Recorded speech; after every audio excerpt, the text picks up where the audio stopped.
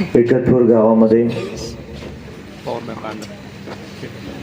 सांगोला तालुका विकास आघाडीच्या माध्यमातून एकतपूर गटाचे जिल्हा परिषदेचे उमेदवार सन्माननीय सिंधुताई मोहन हलदर आणि एकतपूर गणाच्या उमेदवार सन्माननीय सुवर्णताई संजय नवले यांच्या प्रचाराच्या निमित्ताने मंचावर उपस्थित सन्माननीय दीपकाबा, सर्व मान्यवर, समोर बसलेले सर्व या गावचे आजी माजी सरपंच, उपसरपंच, विविध विकास सोसायटीचे आजी माजी चेअरमन, व्हाईस चेअरमन, संचालक मंडळ, ग्रामपंचायतीचे सर्व सदस्य, वडीलधारी मंडळी, माता भगिनी, तरुण सहकारी मित्रांनो,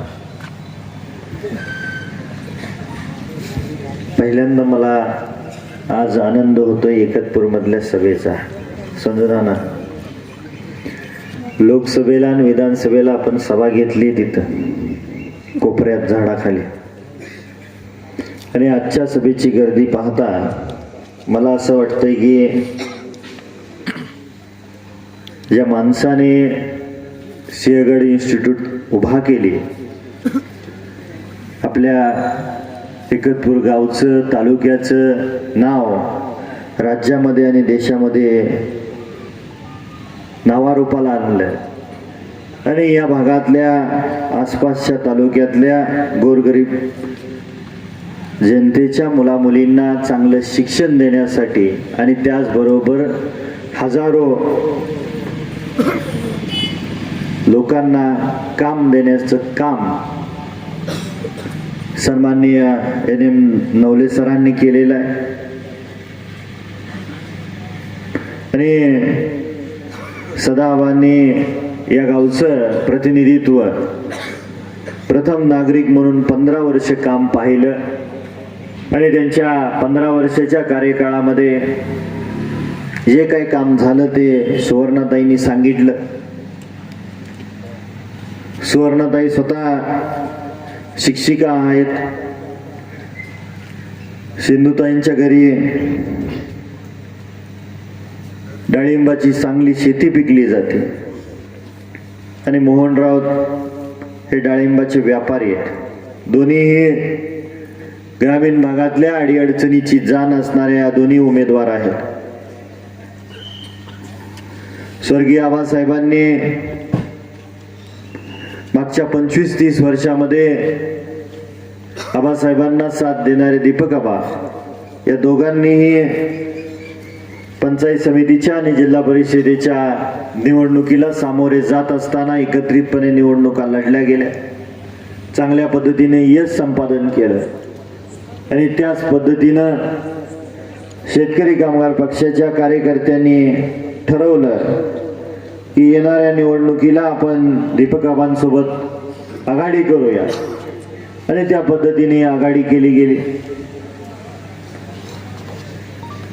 या जिल्हा परिषद गटाचे आणि पंचायत समिती गणाचे उमेदवार हे आघाडीतून शेतकरी कामगार पक्षाचे उमेदवार आहेत. या ठिकाणी उपस्थित असणारे दीपकाबा गटाच्या कार्यकर्त्यांना आणि पदाधिकाऱ्यांना मी एक विश्वास देतो की उद्याच्याला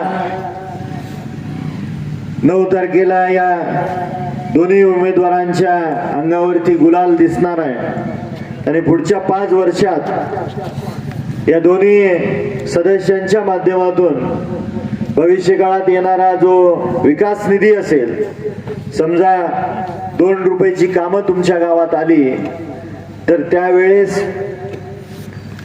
1 रुपयाचं काम हे दीपकाबांच्या कार्यकर्त्यांना विश्वासात घेऊन खर्ची घातलं जाईल, आणि 1 रुपयाचं काम हे शेतकरी कामगार पक्षाच्या कार्यकर्त्यांना विश्वासात घेऊन घातलं जाईल, खर्ची केलं जाईल. आज तसं सकाळी आम्हाला सोनलवाडीला उशीर झाला. त्याचं कारण Republican party of India Athawale गटाने सांगोला तालुका विकास आघाडीला पाठिंबा दिला, आणि दीपकाबांनी सांगितल्याप्रमाणे सन्माननीय खंडूदादांनी ते धाडस केलं, जे राज्यात आहे, जे देशात आहे. महायुतीचं गणित बाजूला ठेवून या तालुक्यामध्ये आमच्या सांगोला तालुका विकास आघाडीला तुम्ही पाठिंबा दिला, आपल्या सर्वांना विनंती आहे की त्यांचं टाळ्या वाजवून अभिनंदन केलं पाहिजे.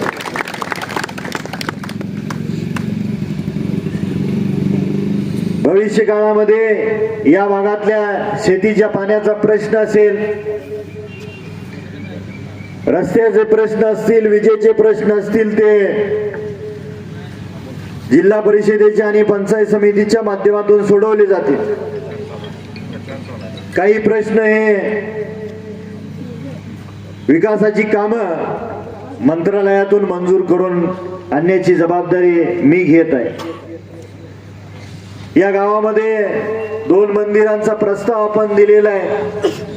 तीर्थक्षेत्र विकास आराखड्यामध्ये घालण्यासाठी भविष्य काळामध्ये आपण प्रयत्न करतोय. लवकरच त्याला मार्च नंतर मंजुरी मिळेल हा विश्वास तुम्हाला देतो. संजूनाला बरीचशी 2-4 रस्त्याची कामंही झालेली आहेत.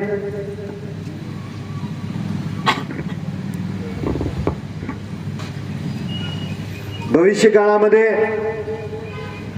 या भागातल्या गोरगरीब कष्टकरी वर्गातल्या जनतेची जी काही अडीअडचणी असतील, प्रश्न असतील, ती सोडवण्याची जबाबदारी आम्ही घेतोय.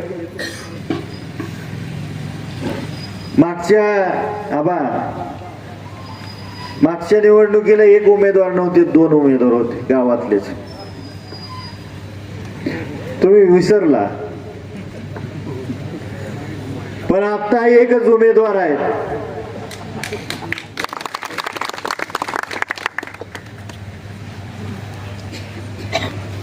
ज्या ज्या गावामध्ये उमेदवारी दिल्या गेल्या, या तालुक्यातली ती गावं एकसंघ होऊन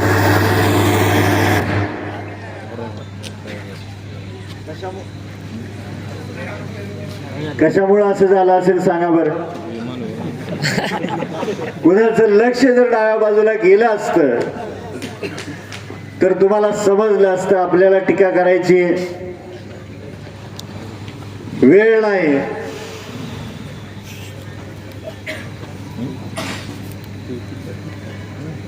खाजगीत सांगतो, खाजगीत.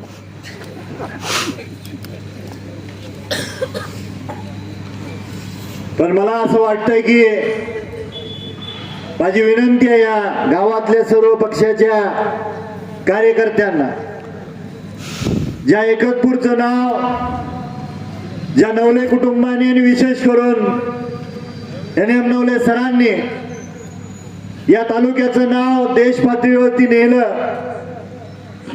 गोरगरीब कष्टकरी वर्गातल्या मुला मुलींना चांगलं शिक्षण देण्याचं काम आजपर्यंत केलेलं आहे.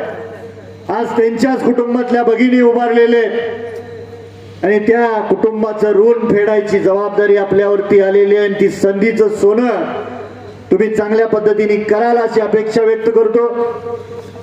येणाऱ्या 7 तारखेला बॅलेट मशीन ही एकच असणार आहे. या बॅलेट मशीन वरती वरच्या रखान्यामध्ये जिल्हा परिषदेच्या उमेदवाराची नावं असणार आहेत आणि 2 नंबरला सन्माननीय सिंधुताई आलदर यांचं नाव आहे आणि त्यांच्या नावासमोरचं चिन्ह आहे नारळ. खालच्या रकान्यामध्ये पंचायत समिती गणातल्या उमेदवाराची नावं असणार आहेत आणि 2 नंबरला सुवर्णताई नवलेंचं नाव आहे, त्यांच्या नावासमोरचं चिन्ह आहे नारळ. या दोन्ही नारळाच्या चिन्हाच्या समोरचं बटन दाबून या गावातून भरघोस जास्त मतदान रूपी आशीर्वाद आपण या दोन्ही उमेदवाराला द्यावे. जोपर्यंत तुम्ही दोन्ही बटन दाबणार नाही तोपर्यंत तुमचं मत ग्राह्य धरलं जात नाही. आणि दीपक आबा गट असेल, रिपब्लिकन पार्टी असेल आणि शेतकरी कामगार पक्षाचे कार्यकर्ते असतील, आपण आज 31 आहे, 5 तारखेपर्यंत प्रचार आहे. तर पुढच्या 5 दिवसापर्यंत ही बॅलेट मशीनची डमी मशीन आपण घरोघरी पोचवाल. गावातल्या वडीलधारी ज्येष्ठ मंडळी माता भगिनींपर्यंत पोहोचवून त्यांना समजावून सांगण्याची जबाबदारी तुम्ही सर्वजण पार पाडाल अशी अपेक्षा व्यक्त करतो।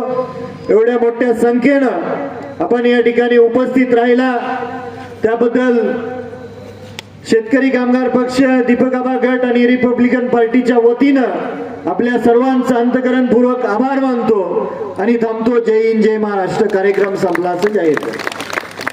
आपण सांगूला पॉलिटिक्स हे यूट्यूब चॅनल जर पहिल्यांदा पाहत असाल तर नक्की सबस्क्राईब करा आणि तालुक्यातील प्रत्येक बातम्या, ताज्या घडामोडी काही क्षणात जाणून घ्या।